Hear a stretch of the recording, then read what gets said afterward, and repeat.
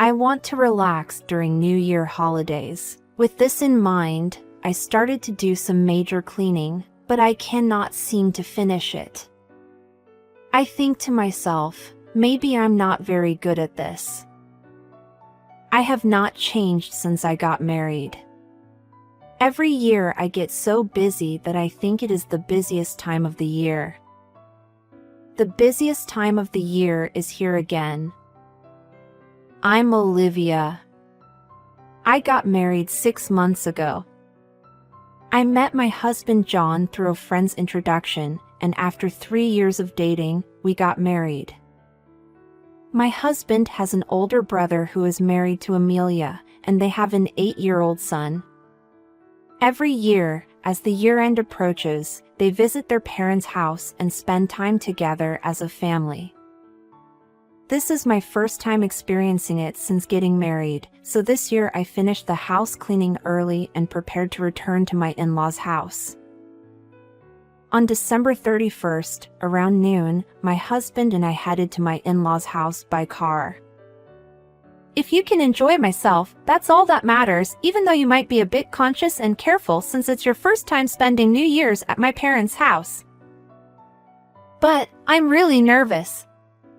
I wonder if I'll be okay. Because I'm clumsy and inefficient. Don't worry. Mom may be a bit different, but if anything happens, I'll protect you. Don't worry. You know, we also have my sister-in-law here. Yeah, that's reassuring. But don't worry. Your mom is a good person, so... Oh, I'm glad to hear that. I'm looking forward to sushi. I love sushi. It's such a joy to have sushi with family and celebrate New Year's. Yeah, that's right. It's all about enjoying yourself and having a good time. At our year-end family gathering, it seems they always arrange for premium sushi to be delivered, and both my husband and I were really looking forward to it. And I was completely reassured by my husband's kind words. When I arrived at my in-laws' house, my mother-in-law welcomed me, but she immediately said that the year-end starts with cleaning and she made me clean. Later, when my brother-in-law and his wife arrived, they complained about being late with a frown on her face. The rough atmosphere overwhelmed me somehow. As we started cleaning, things turned out to be quite difficult. It was too dirty and messy that it made me wonder how much cleaning hadn't been done. Could it be they intentionally left it like this for this day? It was a situation that gave me a sense of distrust. And then, there was the dinner we had been looking forward to.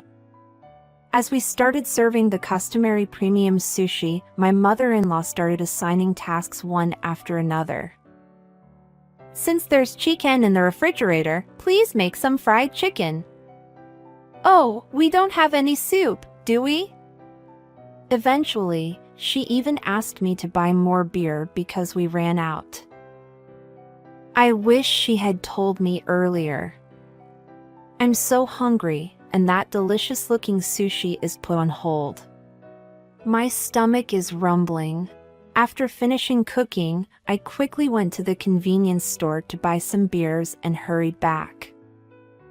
And then, to my surprise, all the high-end sushi was completely gone.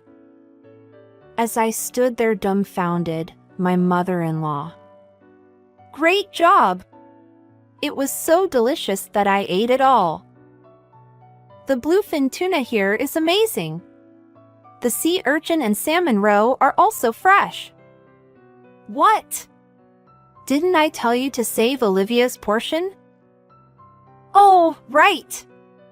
Olivia, over here, over here. Then I was led to the kitchen, and they brought out something unbelievable. Here you go. This is it. Look, it suits you, Olivia. It's filled with luxurious seafood. Be grateful. That's what she said, and my mother-in-law brought out an instant noodle. I I ended up eating it alone in the kitchen, feeling lonely. I clearly felt that her actions were deliberate acts of harassment, so I didn't care anymore. And every year, her malice was waiting for me to make sure I couldn't eat sushi. I had been enduring it for 4 years. As usual, I went to my in-laws' house and finished cleaning, but then my mother-in-law suddenly said that my uncle was coming this year and asked me to go pick him up at the station.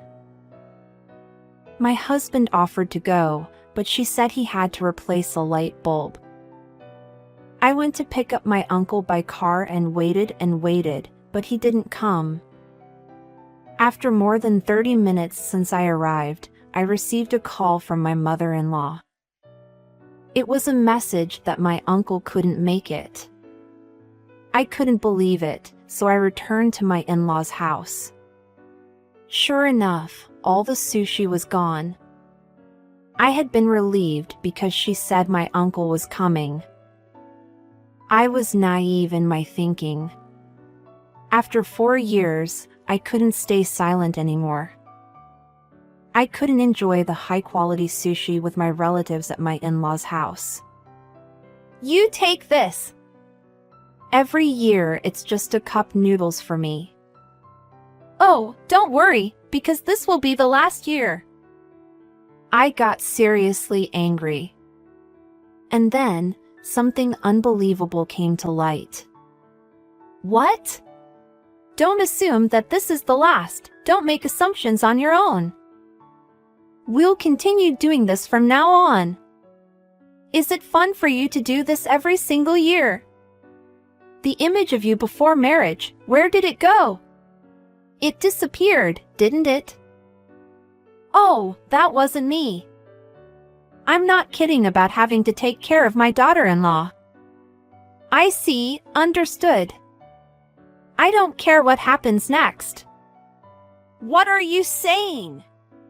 Don't make fun of me.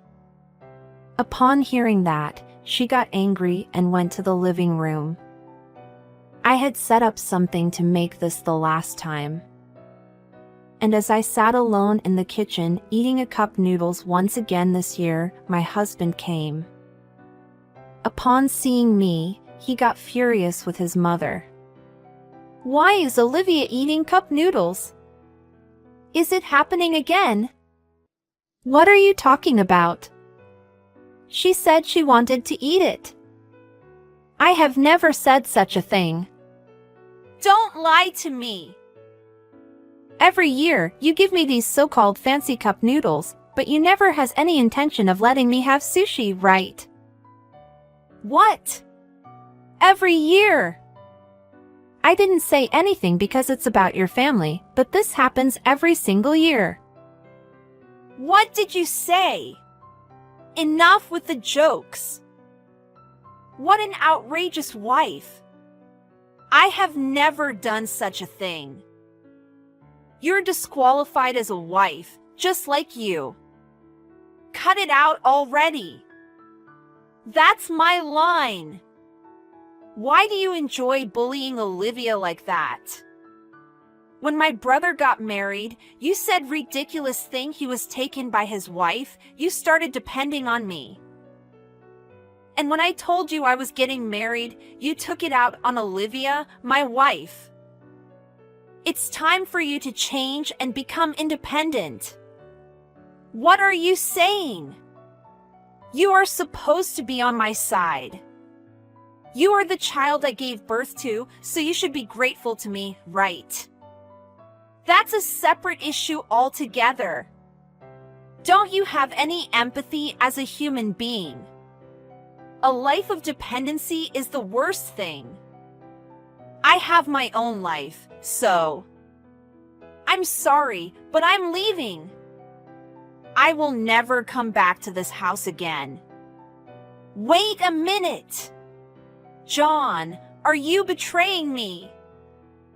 Oh, John! I held hands with him and we drove back home.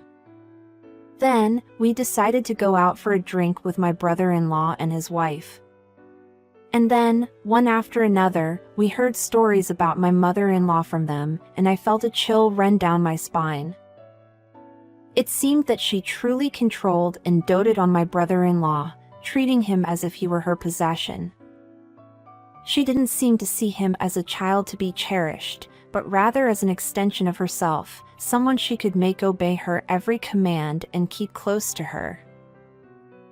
That kind of mindset made it the worst possible situation for my sister-in-law when they got married.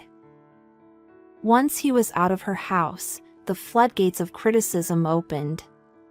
Her appearance, education, upbringing, everything was ridiculed and belittled. Our mother-in-law made her do her bidding without acknowledging anything about her, but our mother-in-law put on a friendly face in public. He couldn't notice anything, and he believed what his mother told him, that she was a great wife who worked hard and got along well with her. He was completely mistaken. When the truth came out, my brother-in-law confronted her, but things got even worse afterward. Her focus shifted to my husband. Since my husband was busy with work and didn't have time to pay attention, my brother-in-law's wife bombarded him with gossip about us, putting him in a brainwashed state. My husband wasn't easily deceived, so he pretended to listen and ignored her words. As a result, she started interfering with my husband's life, complaining about him coming home late from work, telling him not to go out on weekends, and generally causing trouble for him. But he remained unperturbed no matter what she said. It seemed she was frustrated that she couldn't control things as she wanted. She strongly opposed our marriage as well, or so they say. Everyone was fed up and troubled by her strong dependency, and my brother-in-law and husband said they understood how my father, who had cheated and left, must have felt. The trust within the family was completely shattered when it was revealed that my mother-in-law secretly fed me cup noodles. Next year, we decided to spend New Year's Eve at my brother-in-law's house. And then, it happened 3 days later. I received a call from my mother-in-law with an incredibly fierce tone. She blamed everything on me, saying that it's my fault, and she demands that I should repair the relationship between her and my husband. Also, she asked me if I reordered this to my father-in-law, so I simply replied that it's irrelevant and hung up the phone. However, she was not satisfied and kept calling me repeatedly. This went on for a while, and I continued to ignore her calls, never picking up. It was during the weekend when my brother-in-law and his wife came over to visit, and we were having a meal together. Suddenly, my mother-in-law showed up. "Hey! Where is that lazy wife?" We were all shocked. Oming to my house and call me a lazy wife. It must be about me. "So, you've been talking about me, huh? Don't you dare mess with me. How are you going to take responsibility? My home is gone because of you." "What? What's going on?" I explained the situation. I was working on a website for a certain company, and it turns out that company was my father-in-law's. My husband and brother-in-law had been told that my father-in-law had cheated and run away. And we wives were told the same story. But it was a big lie fabricated by my mother-in-law. I was shocked when he told me about it. He hadn't cheated on her at all, and he shared his true feelings with me. It was a story conveniently created by her. At that time, my father-in-law had wanted a divorce because he couldn't bear her obsession and control. But she insisted she didn't want to be alone. And as he grew more distant, the relationship became irreparable. After numerous discussions, they finally managed to get a divorce, but it seems he was immediately kicked out of the house. The house where she lives was actually inherited from my father-in-law's father before he got married, so it was essentially his property. However, he was expelled from the house in the divorce and it had been left unattended all this time. When the grandfather heard about my story, he was furious and decided to sell the house. Enraged by this, my mother-in-law stormed into our house. I had kept the truth about the past inside me, fearing that it would break our family, but now everything has been exposed because of my mother-in-law's misdeeds. What's going on? Why did you lie to us and deceive us? That's not what I meant. That man was definitely cheating.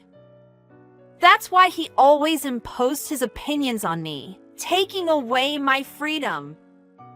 He thought that by doing that, he could get a divorce. He is just a simple-minded idiot. Here we go again with your assumptions. You start making assumptions to suit your convenience. What are you talking about? What I'm saying is not wrong. All the blame falls on that man. So, did you have evidence of his cheating then? It was just you jumping to conclusions. No wonder he would get fed up with this. Stop it! You two are here now because I gave birth to you. I am your benefactor. You are my ally. So stop siding with that man who doesn't deserve it. You keep speaking ill of him, but he hasn't done anything wrong. And yet, you pushed him to the edge. And now you say it's all his fault? Enough already! Don't you understand when I tell you to stop? It's like everything becomes my fault. I haven't done anything wrong. Don't you dare joke around. Even my husband felt anger upon learning this truth and blamed his mother. And then, it happened. My usually quiet brother-in-law had a flushed face. Even my sister-in-law sitting next to him couldn't hide her surprise. And then, my brother-in-law stood up. Enough is enough! What the hell is going on? Don't you know how to praise others? You've been trapping your own husband, trapping your son's wife. It's a series of cruel actions. Don't you think we should support and help each other more? You impose your own troubles on others, manipulates everything to suit your own desires, and tells big lies when things don't go your way. What is ally? I'm grateful for giving birth to us, but what does gratitude mean? Our lives are sustained by my father's support, by helping each other. Isn't that what family is about? This is no joke. From today, I sever the bond between us as parent and child. Leave! My husband was also surprised by this. My brother-in-law, who is usually not talkative, was supposed to be the one who listens while my husband speaks, but now the roles had reversed. Even my mother-in-law fell silent. And then, she was on the verge of being driven out, but she fiercely resisted. You've all been manipulated by your wives, and your personalities have changed. Realize that you're mistaken. Now the conversation turned toward us, the daughters-in-law. So, I also spoke up firmly. It seemed that she had been bullying her mother-in-law from the moment she entered the family, causing my father-in-law to lament.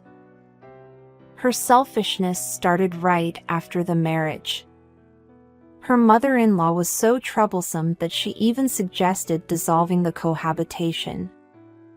And when my father-in-law passed away, there was talk of taking in her mother-in-law, but she said that elderly people should be pushed into nursing homes. So, I said the same thing to her. Then, she started making excuses. At that time, it was that my mother-in-law who was selfish. She treated me like a slave, making me do cleaning, laundry, and household chores. That's why I said I wanted to leave and dissolve the cohabitation. Even when my husband passed away, she said she didn't want to live with me and went to a nursing home on her own. Don't blame me for it. Is that so?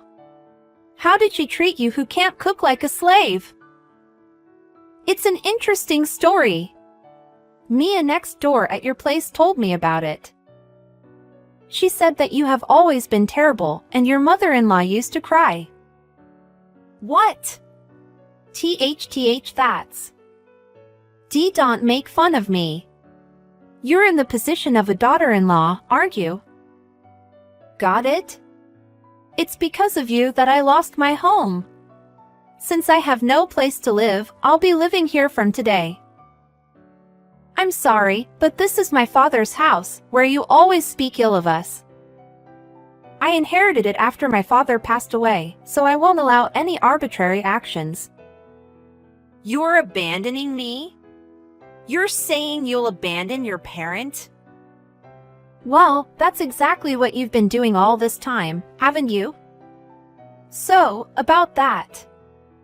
She reluctantly had to leave. Until the very end, she clung on, but there was no word of apology. My brother-in-law and husband declared a complete cutoff and even blocked her on their phones. Without hesitation, I also blocked her. Then, my brother-in-law and husband reunited with my estranged father-in-law. Misunderstandings were cleared up, and now they go out for drinks as a family more often. My mother-in-law contacted my father-in-law and said she was working in a live-in job in a different region, but the stress was driving her crazy, so she wanted to reconcile. However, he had no such intentions and felt happiest when drinking with his son. As for me, I'm finally expecting a child and looking forward to the day when our entire family will welcome the new arrival. I cherish the bonds of family and intend to continue supporting each other from now on.